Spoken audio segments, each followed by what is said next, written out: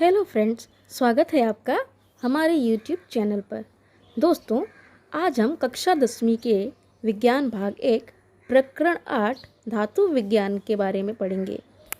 इस प्रकरण के अंतर्गत आज हम आयनिक यौगिक और उनके गुणधर्म और धातुओं की उपस्थिति के बारे में अध्ययन करेंगे।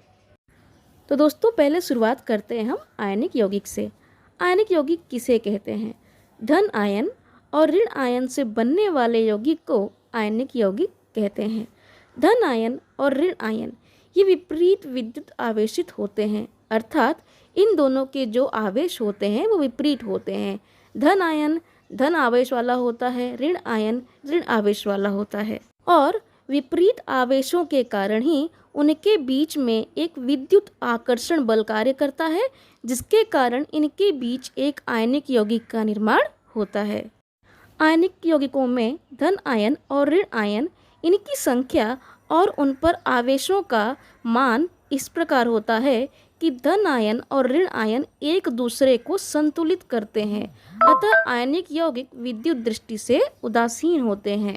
आयनिक यौगिक कैलासीय होते हैं।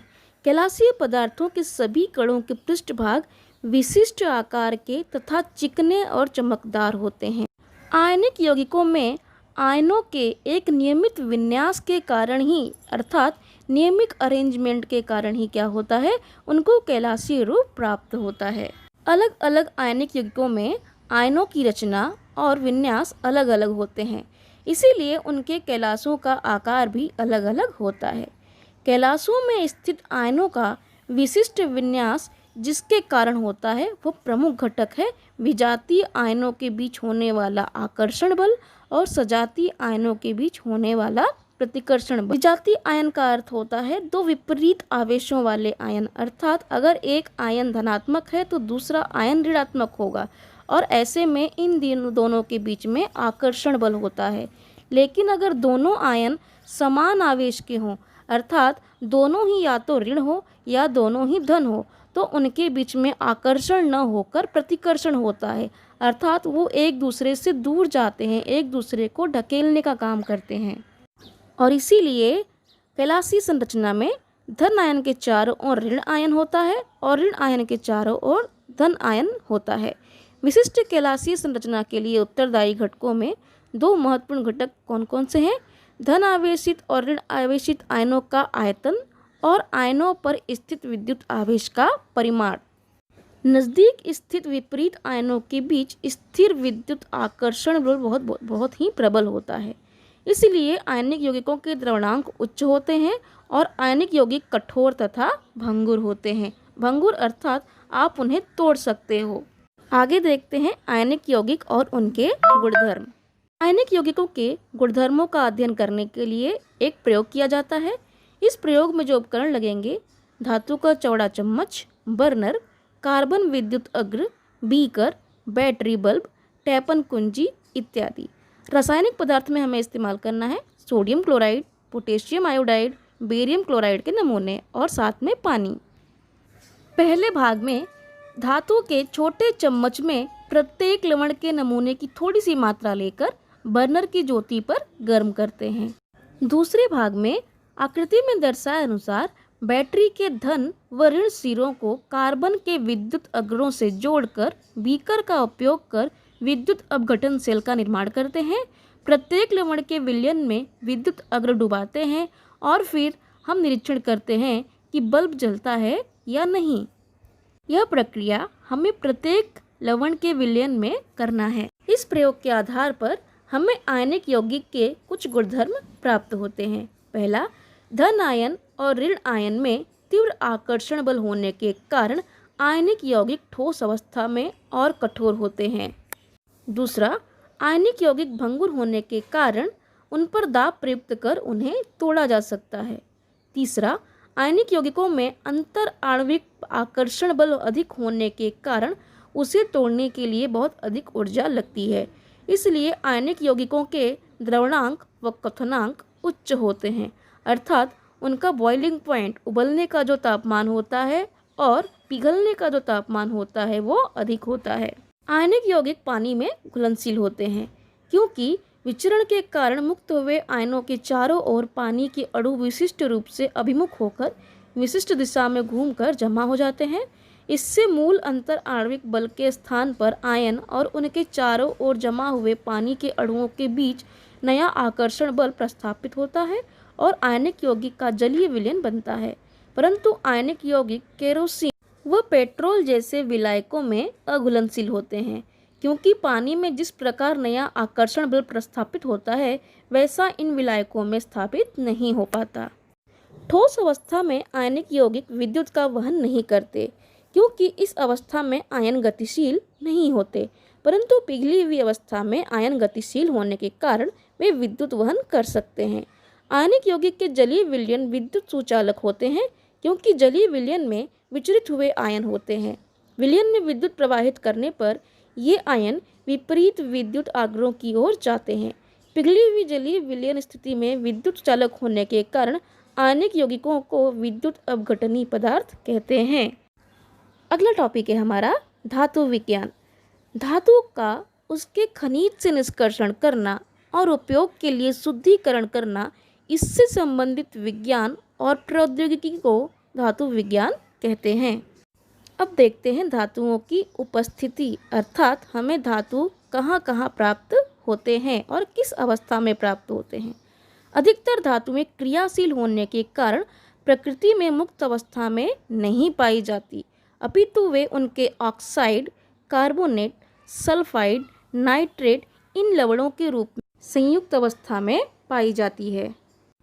परंतु अक्रियाशील धातुएं जिन पर हवा, पानी और अन्य प्राकृतिक घटकों का कोई प्रभाव नहीं होता, ऐसे चांदी, सोना, प्लेटिनम इत्यादि धातुएं सामान्यतः मुक्त अवस्था में पाई जाती हैं। धातुओं के वे यौगिक जो अशुद्धियों के साथ प्रकृति में पाए जाते हैं उन्हें खनिज कहते हैं। दोस्तों, बोर्ड की परीक्षा में खनिज किसे कहते हैं या खनिज की परिभाषा लिखने के लिए आता है, तो आप खनिज की परिभाषा जरूर तैयार कीजिए। जिन खनिजों से आसानी से और लाभदायक पद्धति से धातु प्राप्त की जाती है उन्हें अयस्क कहते हैं। अयस्कों में धातु के यौगिक के साथ साथ मिट्टी, रेत, चट्टानीय पदार्थ ऐसे अनेक प्रकार की अशुद्धियाँ होती हैं। इन अशुद्धियों को मृदा अशुद्धि कहते हैं। अलग करने की विविध पद्धतियों का उपयोग करके धातुओं का उनके अयस्कों से निष्कर्षण किया जाता है, अर्थात धातु में से मिट्टी और मृदा जैसी जो अशुद्धियाँ होती हैं उनको अलग किया जाता है।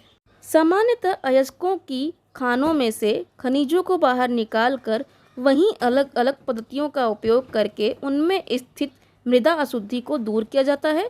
इसके पश्चात जहाँ धातु का निर्माण होता है उस जगह खनिजों का वहन कर वहाँ धातु का शुद्ध रूप में निष्कर्षण किया जाता है।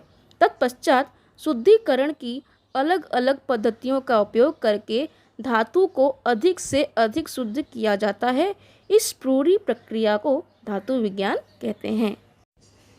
अब आगे हम देखते हैं कि अयस्क से शुद्ध रूप में धातु किस प्रकार प्राप्त की जाती है। शुद्ध रूप में धातु प्राप्त करने के कई सोपान हैं। उसमें है पहला अयस्कों का सांद्रीकरण, फिर दूसरा है धातुओं का निष्कर्षण। सांद्रीकरण की कुछ सामान्य पद्धतियाँ इस प्रकार हैं। पहला गुरुत्वीय पृथक्करण पद्धति और दूसरा है चुंबकीय पृथक्करण पद्धति, तीसरा है फेन उत्प्लावन पद्धति और चौथा है निच्छालन। गुरुत्वीय पृथक्करण पद्धति के भी दो प्रकार हैं, विल्फली टेबल पद्धति और जल शक्ति पर आधारित पृथक्करण पद्धति। सबसे पहले हम देखते हैं कि अयस्कों का सांद्रीकरण कहते किसे हैं। अयस्कों की मृदा अशुद्धियों को अलग करके सांद्र अयस्क प्राप्त करने की प्रक्रिया को अयस्कों का सांद्रीकरण कहते हैं। इस प्रक्रिया में अयस्कों से प्राप्त होने वाली अपेक्षित धातुओं के यौगिकों की सांद्रता में वृद्धि होती है। सांद्रीकरण की विविध पद्धतियां हैं, परंतु किस पद्धति का उपयोग करें ये अयस्क से प्राप्त होने वाली धातु के भौतिक गुणधर्म और अयस्कों में उपस्थित मृदा अशुद्धियों पर निर्भर होता है। साथ ही धातुओं की अभिक्रियाशीलता पर और शुद्धिकरण के लिए उपलब्ध सुविधाओं पर भी निर्भर होता है। सांद्रीकरण करते समय पर्यावरण प्रदूषण के लिए जिम्मेदार पर विशेष रूप से ध्यान दिया जाता है। तो आइए सबसे पहले हम अयस्कों के सांद्रीकरण की गुरुत्वीय पृथक्करण पद्धति के बारे में देखते हैं। गुरुत्वीय पृथक्करण पद्धति में गुरुत्वीय पद्धति का उपयोग करके अयस्क के भारी कण मृदा अशुद्धि के हल्के कणों से आसानी से अलग किए जाते हैं। इस पृथक्करण की प्रक्रिया दो प्रकार की है, विल्फ्री टेबल पद्धति और जल शक्ति पर आधारित पृथक्करण पद्धति। पहले हम देखते हैं विल्फ्री टेबल पद्धति के बारे में। पृथक्करण की इस पद्धति में लकड़ी के पतले और कम चौड़े कम ढलान वाले पृष्ठभाग पर लगाकर विल्फ्री टेबल बनाया जाता है। यह टेबल लगातार कंपित होता रहता है। इस टेबल पर अयस्क का चूर्ण डाला जाता है। अयस्क का यह चूर्ण अयस्कों के छोटे टुकड़ों से बॉल मिल का उपयोग करके बनाया जाता है। टेबल के ऊपरी सिरे से पानी प्रवाहित करते हैं, जिससे हल्की मृदा अशुद्धि पानी के प्रवाह के साथ दूर बह जाती है। जिसमें अयस्क की मात्रा अधिक और मृदा अशुद्धि की मात्रा कम होती है, ऐसे सभी भारी कण लकड़ी के छोटे टुकड़ों के पीछे अटक जाते हैं और खांचों में से आगे जमा हो जाते हैं और फिर उन्हें बाहर निकाल लिया जाता है। दोस्तों, यहाँ पर बॉल मिल एक प्रकार का पेशक है जो पदार्थों को अत्यंत सूक्ष्म चूर्ण के रूप में बनाने के लिए उपयोग किया जाता है। इसका उपयोग सिरामिक, पेंट तथा खनिज ड्रेसिंग आदि के लिए होता है। बॉल मिल की तरह ही रॉड मिल का इस्तेमाल भी पदार्थों का और खनिजों का चूर्ण बनाने के लिए किया जाता है। अगली पद्धति है जल शक्ति पर आधारित पृथक्करण पद्धति। जल शक्ति पर आधारित पृथक्करण पद्धति का कार्य आटे की चक्की के कार्य पर आधारित होता है। चक्की की तरह इसमें एक शंक्वाकार पात्र होता है जो निचले सिरे पर शंक्वाकार टंकी जैसे पात्र में खुलता है। टंकी के ऊपरी सिरे से पानी बाहर जाने के लिए एक टोंटी होती है और निचले सिरे से पानी छोड़ने के लिए एक नली होती है। बारीक पिसा हुआ अयस्क ऊपर से टंकी में डालते हैं। टंकी के निचले सिरे से पानी का प्रवाह तीव्र वेग से ऊपर की ओर खींचा जाता है। मृदा अशुद्धियां हल्की होती हैं। हल्की होने के कारण वे टंकी के ऊपरी सिरे पर स्थित टोंटी से पानी के प्रवाह के साथ बाहर निकलकर अलग जमा हो जाती हैं। साथ ही अयस्क के भारी कण टंकी के निचले सिरे में तली में जमा किए जाते हैं। संक्षेप में कहा जाए तो यह पद्धति गुरुत्वाकर्षण के नियम पर आधारित होती है, जिसके कारण समान आकार के कण उनके विशिष्ट भार के कारण पानी की सहायता से अलग किए जाते हैं। सांद्रीकरण की अगली पद्धति है चुंबकीय पृथक्करण पद्धति। इस पद्धति में विद्युत चुंबकत्व वाले यंत्र की आवश्यकता होती है। यह पद्धति चुंबकीय और अचुंबकीय पदार्थों के मिश्रण को अलग करने के लिए इस्तेमाल की जाती है। लोहे के दो प्रकार के रोलर और उन पर लगातार गोल घूमने वाला पट्टा इस यंत्र के महत्वपूर्ण हिस्से हैं। एक रोलर अचुंबकीय होता है, दूसरा विद्युत चुंबकीय होता है। रोलर पर घूमने वाला पट्टा यह चमड़े या पीतल का होता है।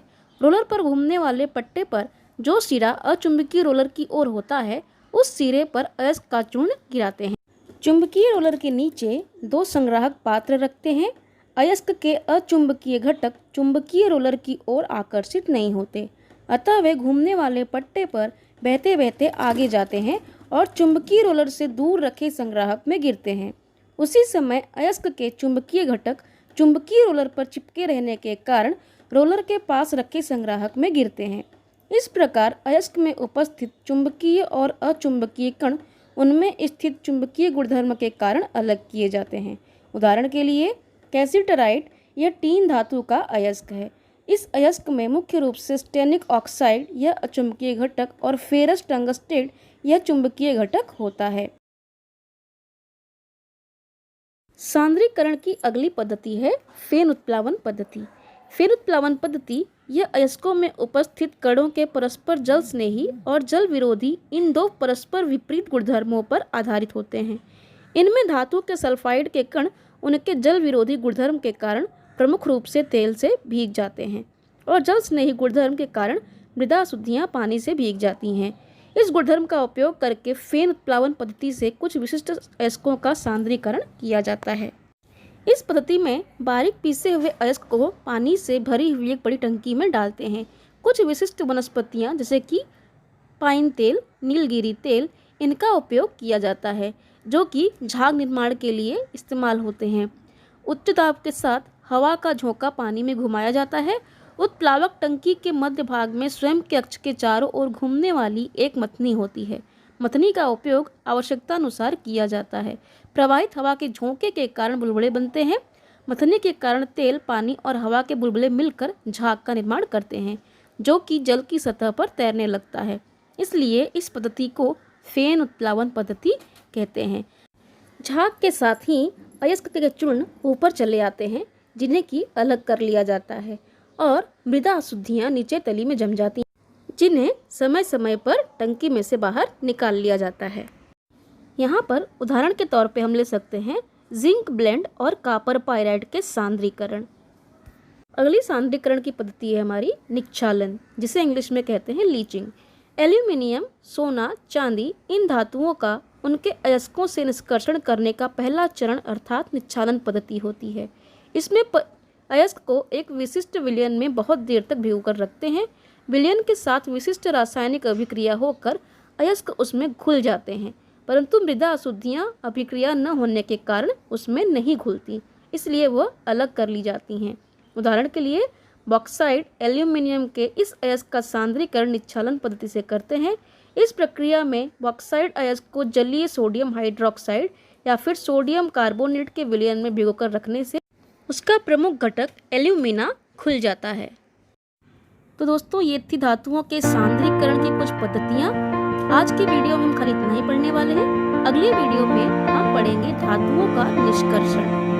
वीडियो अच्छा लगा तो लाइक करें, दोस्तों में शेयर करें, ताकि अधिक से अधिक विद्यार्थी इसका लाभ ले सकें। तब तक के लिए बाय बाय।